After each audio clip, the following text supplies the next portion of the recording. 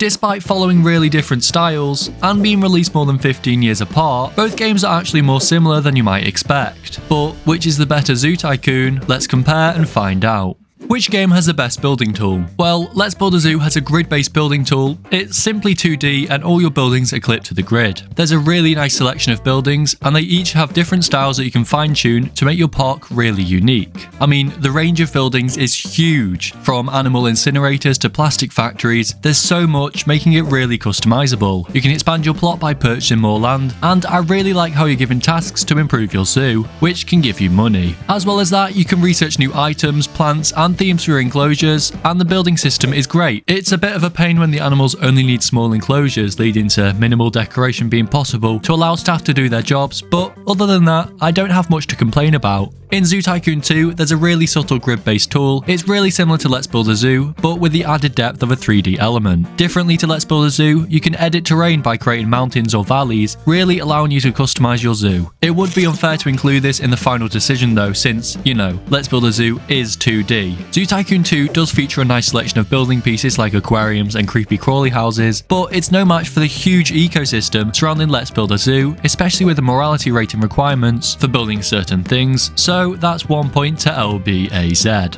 Which game features the best zoo management tool? Well, Zoo Tycoon 2 gives you a hugely detailed look at the statistics of your zoo.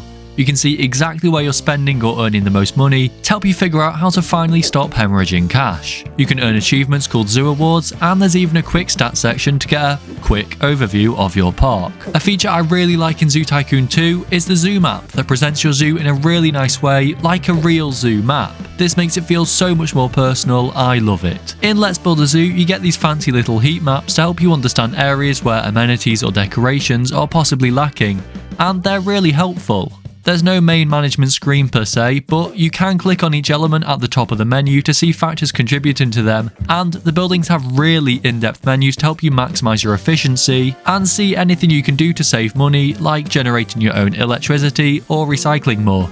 You also have a really great end of the week summary to get you a full overview of what's gone on. Let's Build a Zoo has a lot more systems you need to keep on top of, like your gas emissions and a metric boatload more buildings you can build to do a variety of different things to improve your zoo for your guests. Overall, this category has to go to Let's Build a Zoo.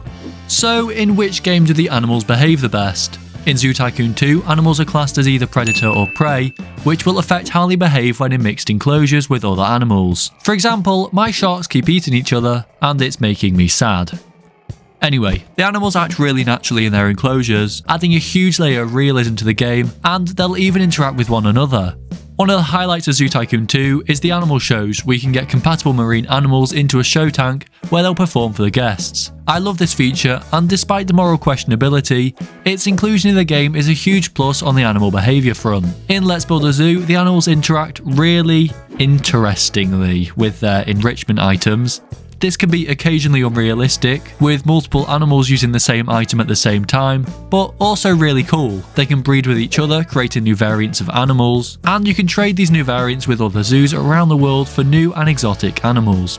You can use DNA splicing to create different types of variants. There are over 300,000 possibilities, and the animals have specific needs that need to be met. Overall, Zoo Tycoon 2 is a lot better on the realistic behaviour side, allowing for more interactions between animals, so it wins this category. Which game has the best staff system? I love the staff system in Let's Build a Zoo. All the different buildings and industries in the game need their own dedicated staff member, which can start adding up in cost quite quickly, but this makes your zoo pretty efficient. You need to assign all of your keepers to each enclosure. At the start of this zoo, I forgot and ended up with widespread starvation. And when incidents happen, you need to call staff over, so the game definitely requires you to be present. To get the staff into your park, you pay for advertising for applications and offer the job to the candidate you prefer. Based on the salary you offer, they'll perform their roles more or less effectively.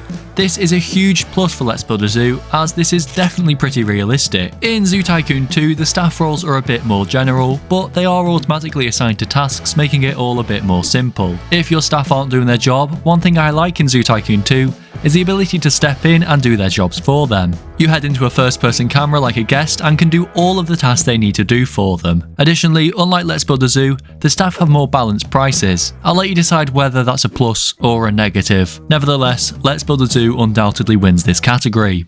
In Zoo Tycoon 2, the animals have models that are hugely improved from LBAZ. Of course they are 3D, but I don't think that makes all the difference. The models in Zoo Tycoon are intended to be a lot more realistic, resembling their real life counterparts. The models are better designed to fit into their specific natural habitats, and the range of animals is huge. There are over 130 animals from the various DLCs, some of which are extinct, and some are entirely fictional like the killer penguin. The inclusion of fictional animals definitely deducts from Zoo Tycoon 2 here, but it's still certainly strong in this category. In Let's Build a Zoo, the animals follow a pixel art style, adding to the nostalgia this game brings. The animals are simple and cute, and you can actually create new animals with entirely unique models. Black market sellers may enter your zoo offering to paint your geese into peafowls or sell you a robotic animal in exchange for some money and a lower morality rating. Despite this, Zoo Tycoon 2's models are more realistic, so they win this category. Which game has the best guests? In both games you can get VIP guests, but this is just a scenario in Zoo Tycoon 2.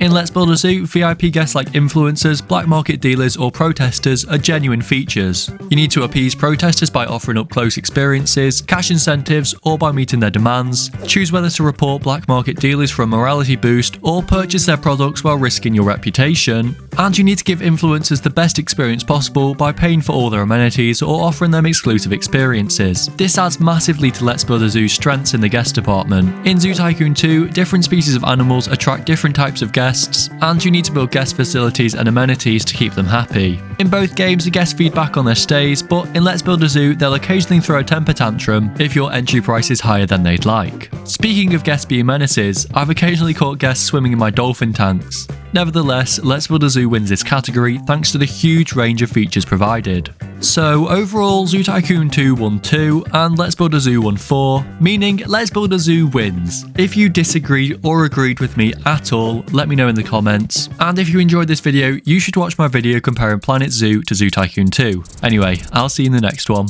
Bye!